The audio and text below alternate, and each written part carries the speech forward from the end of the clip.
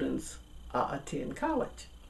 So the women's auxiliary group's job was to make sure that we had a yearly dinner and sold tickets, and this is where we made our money. Also, we did a golf outing, and we made money through that to use, and we gave out five scholarships per year to students who were enrolled in medical school. How much of a scholarship is it? Is it a full scholarship, partial? No, it's partial. I believe, if I'm not mistaken, it's been so long. I think we gave a $10,000 a year scholarship to 5 medical students. So $50,000 a year total. Yeah, I believe. And $10,000 though will pay half of the cost of going to medical school. It'll pay either their room and board or the tuition and books, one or the other. Yes. Now that was before I left Illinois. That was 12 years ago. I don't know if students are given more money at this time. Okay. Please tell us a little bit about the Panel of American Women. Oh, I really enjoyed the Panel of American Women because at that time I had moved to an all-white suburb, and I had a little bit of trouble with some of my neighbors.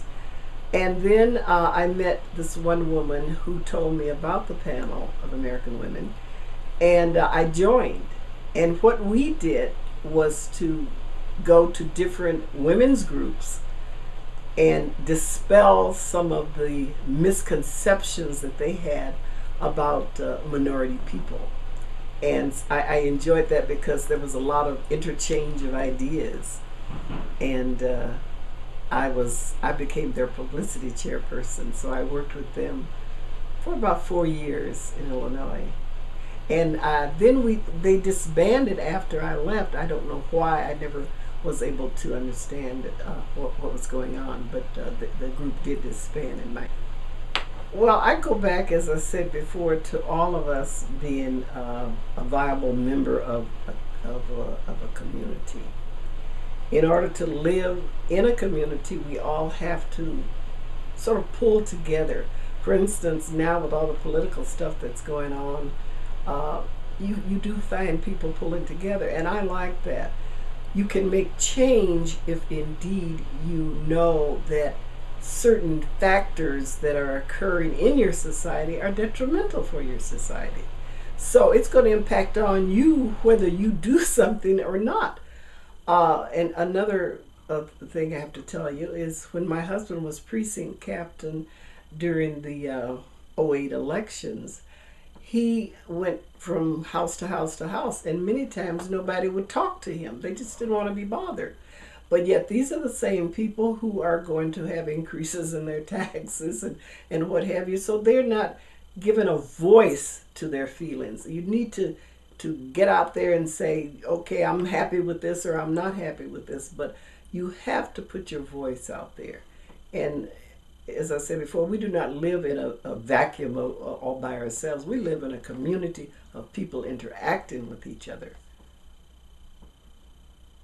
Are there any other ways, other than what you've mentioned, that you're of service to the community currently that bear mentioning?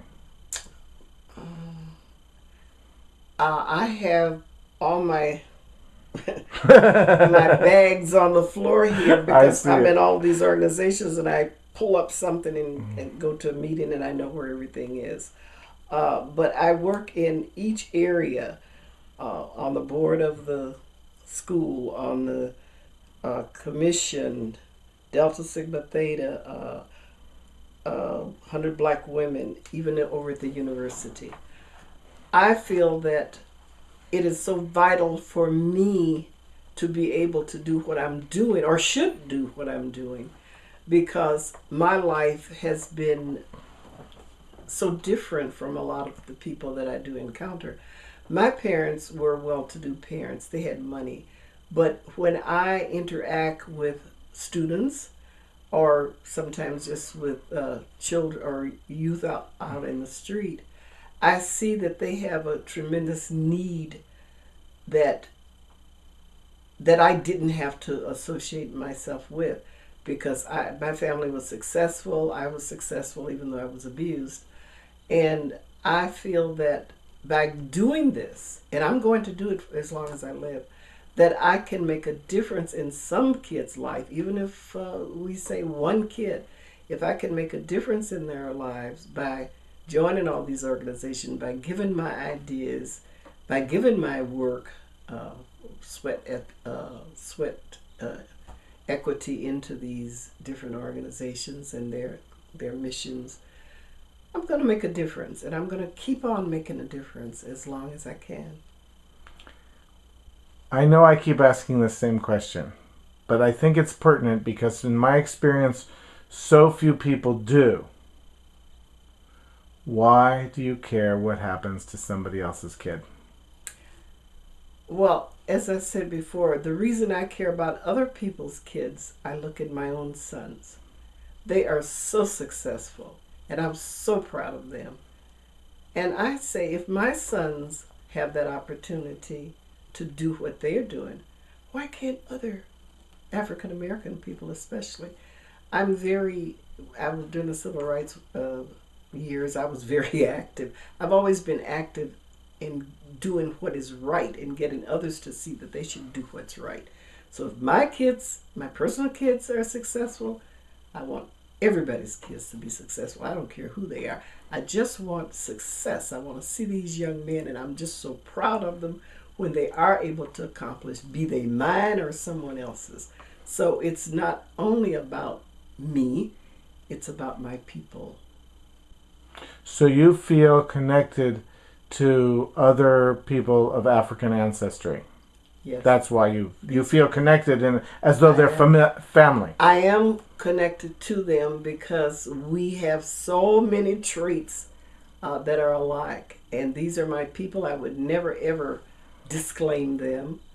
And like I said, by that same token, I want to boost their accomplishments. And if I can do it, I'm going to do it, no matter what area it is. But by that same token, I'm on the Achievement Academy, and I'm the only African American person there.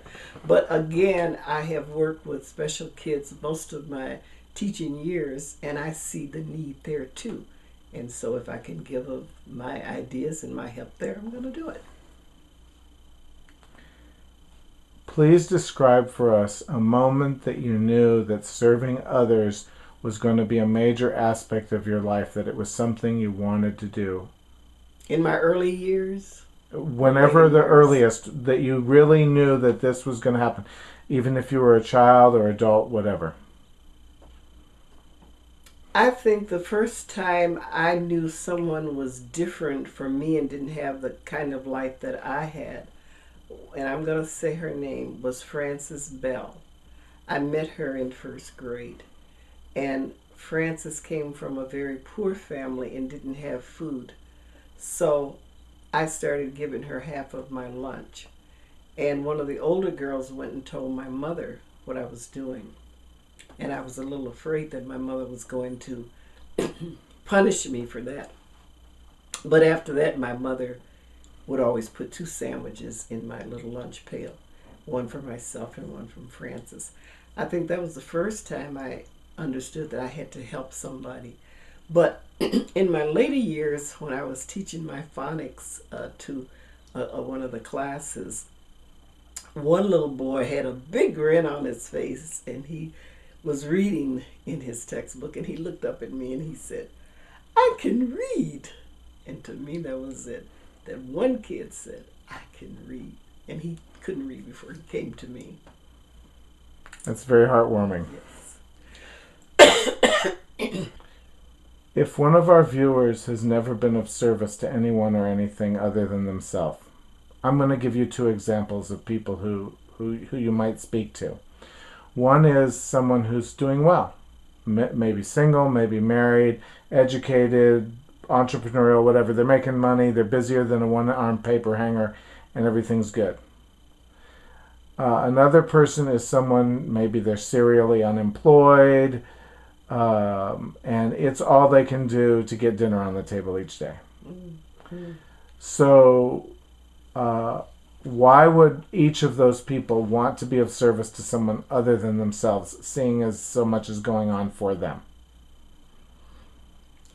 Well, first of all, I think the end results speak for themselves. When you've helped somebody and you see an improvement in their existence, you talk with them and hear the enthusiasm of their voice, which they didn't have before. To me, that's just heartwarming. But if you don't have the financial means to help someone, you always give of your time. You can tutor kids in school.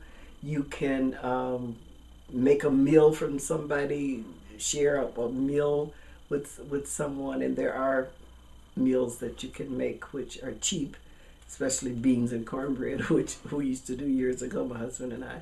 But to share that with someone. If you have money and you say, well, I don't have time, okay, then give money to the different causes so that those service organizations can use that money indeed to help those who are less fortunate than we are. If I could give you any superpower, which one would you select? You know, there's that movie out called Waiting for Superman. Yeah. And about education. Yeah, so everybody knows what a Superman is. I would like to have the power of Superman to go around into every school and make sure that every child was taught correctly and effectively how to read. I would love to see that. What's your favorite movie?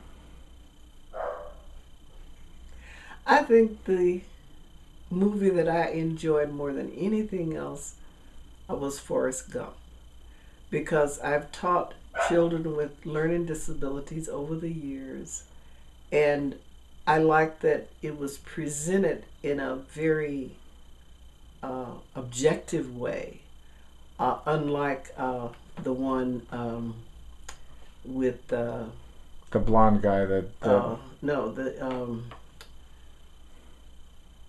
with Tom Cruise and not Al Pacino, the other one, Dustin Hoffman. I felt that they were taking the idiot savant and making it funny. It's not a funny thing.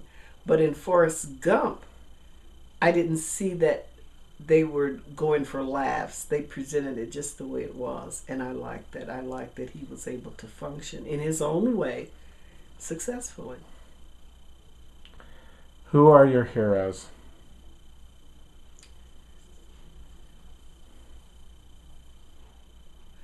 Right now, I can't pinpoint any one person who is my hero. You can name as many as you wish. But I can say that anyone who is working on making a change in the world in which we live is a hero to me. I don't care what they do as long as they're working to make a change. Is there anything I've neglected to ask you that you think needs to be said now? Well, I believe in understanding, people understanding each other. I would like to see different minority groups with majority groups having exchange of ideas. And I think a lot of the misconceptions could be cleared up. For instance, when I moved to this all-white suburb, I had a neighbor who really was upset by me moving in, and she didn't talk to me for about a year. And then after a year, she and I became very good friends, and I asked her why she was trying to treat me in the manner in which she was treating me. And she said, well, I always thought when black people moved in, they brought their mothers, their fathers, their aunts and uncle, and they filled up the house with relatives, and that would make my property value go down. And that was something that was easily cleared up just by me existing in that neighborhood with my